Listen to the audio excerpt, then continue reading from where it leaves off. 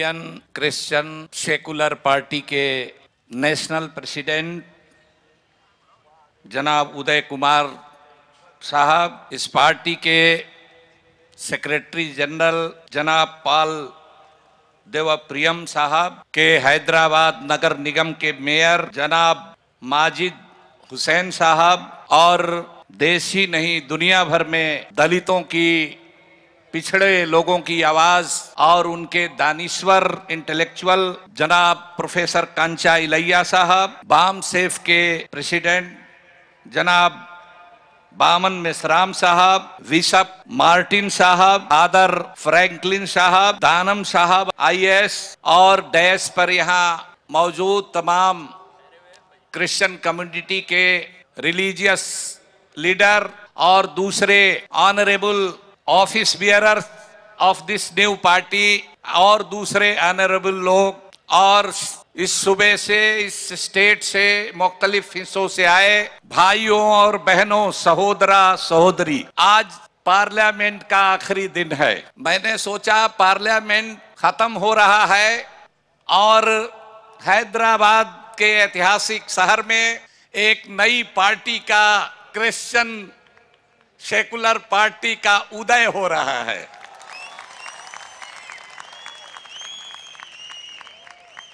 Parliament की proceeding को आज हमने छोड़ा और आपके यहां आया। भाइयों और बहनों, कल रात बीइंग ए पार्लियामेंट मेंबर, हम लोगों ने इस मुल्क के 29 स्टेट को जन्म दिया है। 8-9 घंटे लगे, और जन्म देना कितना मुश्किल काम होता है। लेबर पेन कहते हैं, जच्चा बच्चा के जान को भी खतरा होता है। मैं इस बात का जिक्र इसलिए कर रहा हूं कि ठीक है, वो अपनी जगह पर है, लेकिन इक्वली इंपॉर्टेंट एक चीज और है इंडियन डेमोक्रेसी के अंदर, कि दलित मुसलमान, दलित ईसाइयों के साथ रिलीजन बेस्ड डिस्क्रिमिनेशन हो रहा है, मजहब की बुनियाद पर भेदभाव हो रहा है। इसलिए कि हम मुसलमान दलित हैं, इसलिए कि हम ईसाई दलित हैं। काश हमारा भी कोई आदमी होता, कुछ लोग होते जो इस सवाल पर सरकार को मजबूर करते कि तुम्ही ने रंगनाथ मिश्रा कमीशन बनाया, उसका रिकमेंडेशन आ गया है कि मुसलमानों में भी दलित हैं, ईसाइयों में भी दलित हैं, उनके साथ धर्म के आधार पर भेदभाव हो रहा है, ये फौरन खत्म होना चाहिए। संविधान का, इंडियन कॉन्स्टिट्यूशन का आर्टिकल 341 पर 1950 में एक पारा 3 जोड़ करके रिलीजियस बैन लगा दिया गया, उसको खत्म करने का। इसीलिए आज ये शायद पार्टी बनानी पड़ रही है। अगर यूपीए सरकार ने, तुम्ही ने दर्द दिया, तुम ही दवा दोगे। 1950 में तुम ही थे, और तुमने, बाबा साहब ने नहीं वो संविधान बनाया था, तुमने बाद में 1950 में उसमें मजहबी पाबंदी लगा दी, रिलीजियस बैन लगा दिया। अगर उसको दूर कर दिया होता तो शायद आज ये पार्टी नहीं बनानी पड़ती। निराश हो गए लोग, अब कोई रास्ता नहीं था। दिल्ली में हमारे धर्म गुरुओं पर लाठी चार्ज हुआ, हम लोगों ने वहां एक साथ दलित मुस्लिम, दलित ईसाई, आज ही के दिन, जुम्मे के दिन वहां नमाज पढ़ी, इनको कहा कि भगवान, इनको खुदा, इनको बुद्धि दे और हमारा ये मांग पूरा करे। नहीं पूरा किया। धरना, प्रदर्शन, रैली, कोई भी पार्लियामेंट का सेशन ऐसा नहीं गया जब हम लोगों ने मिल करके, दलित मुसलमान, दलित ईसाइयों ने मिल करके वहां रैली नहीं निकाली, मुजाहरा नहीं किया। पार्लियामेंट में हम लोगों ने सवाल उठाया, लेकिन बदकिस्मती की बात है कि हम लोगों का नुमाइंदा कोई नहीं।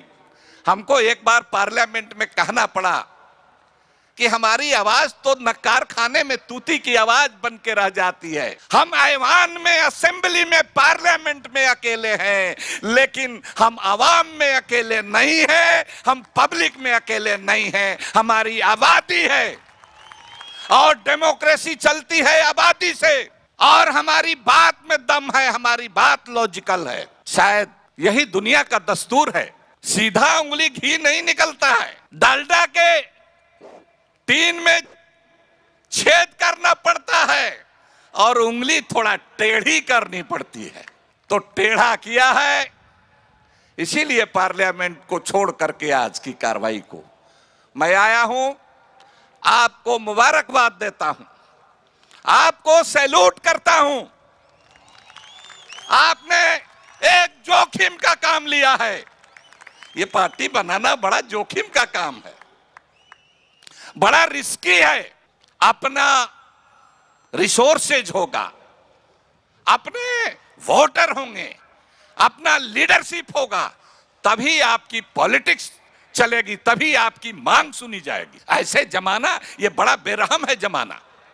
अब देख लीजिए, 119 पार्लियामेंट की सीट और 1050 असेंबली की सीट पूरे देश में रिजर्व है। दलित मुसलमान और दलित ईसाई उस पर खड़ा नहीं हो सकता है, नहीं खड़ा हो सकता है। ये आर्टिकल 341 से अगर रिलीजियस बैंड हटा तो दलित मुसलमानों और दलित ईसाइयों के लिए रास्ता खुलेगा। ये मुल्क तो इतना बेरहम है, यहां की जाति व्यवस्था इतनी बेरहम है कि अगर ये जो शेड्यूल कास्ट शेड्यूल ट्राइब के लिए सीट रिजर्व है, अगर रिजर्व नहीं होती तो हिंदू दलित एक भी जीत करके पार्लियामेंट में नहीं जाता। इसीलिए भाइयों, ऑल इंडिया पसमानदा मुस्लिम महाज का मैं राष्ट्रीय अध्यक्ष हूं। हमारा जन्म ही इस आंदोलन से हुआ है, इस मूवमेंट से हुआ है। और मैं जिस पार्टी में हूं, हमारे नेता नीतीश कुमार बिहार के चीफ मिनिस्टर जब एमपी थे तो पार्लियामेंट में कहा था कि मजहब तब्दील करने से, रिलीजन चेंज करने से इंसान का सोशल स्टेटस नहीं बदलता। हम ईसाई जरूर हैं हुए, हम मुसलमान जरूर हुए, लेकिन हम इस देश के मूल निवासी हैं, हम इस देश के बहुजन हैं, हम इस देश के अक्सरियत के लोग हैं।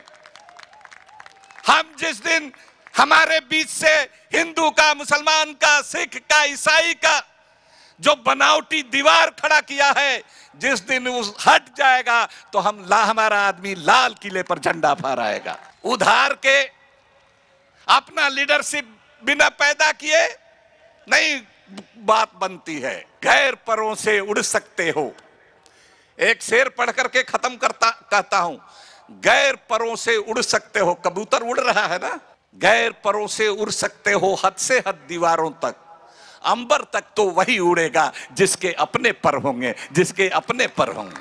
अंबर माने आकाश। और ये कबूतर जो उदय बाबू आपने उड़ाया है, इस कबूतर की एक शांति का प्रतीक तो है, अमन का प्रतीक तो है। इसकी ये एक और खूबी है, ऊंचाई पर उड़ते हुए वो एक बैल के खूर में, बैल के पैर में अगर एक सरसों का भी दाना होता है तो वो देख लेता है, इतनी उसकी आंख तेज होती है। हिंदुस्तान के दलितों की, हिंदुस्तान के पसमानदा की, ओबीसी की अब आंख इतनी तेज हो गई है कि हमारी हकमारी कहां हो रही है, कौन कर रहा है, इस बात को हम पहचान गए हैं। और जिस दिन पहचान जाएंगे उस दिन और उसके मुताबिक हम एक्ट करने लगेंगे, उस दिन हमको कोई रोकने वाली ताकत नहीं है। तो आपके हिम्मत की मैं दाद देता हूं, आपको मुबारकबाद देता हूं और इसी के साथ हम अपनी बात खत्म करते हैं। बहुत बहुत शुक्रिया।